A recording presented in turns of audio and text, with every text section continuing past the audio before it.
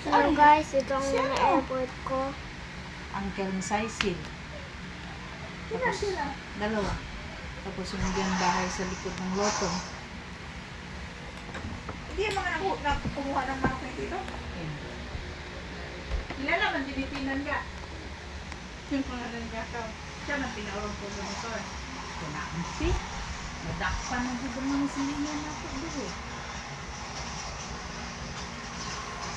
Diyan o, bago ko.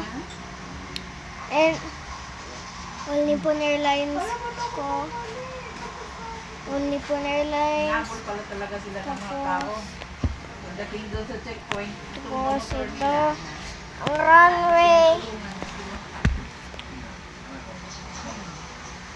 Andun ang tunog ko sa bupak. Ito, maliit din na kasya, kaya dyan ko na lang pinark. Okay, so, simulator lang yan siya. Pwede, gusto niya din gawa ko. Balik daw yung braso. Boom! Sabi ko kay Kulang na lang pushback tag. Mas ingat na kabi niya. Huwag mo sumali sa ganyan.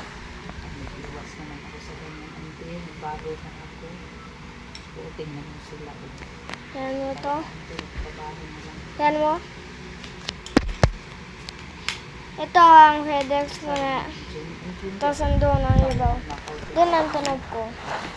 Last time lang kayo nagalit man sila. Galit man kayo dyan sa kabila. Papasok sana ako. So pagpasok ko wala ng mga nakaw. Pinasok niya. Yung sabi niya na naglakad-lakad. Siya pala yun. Wala daw na ito. Parang ganun talaga yung Bye.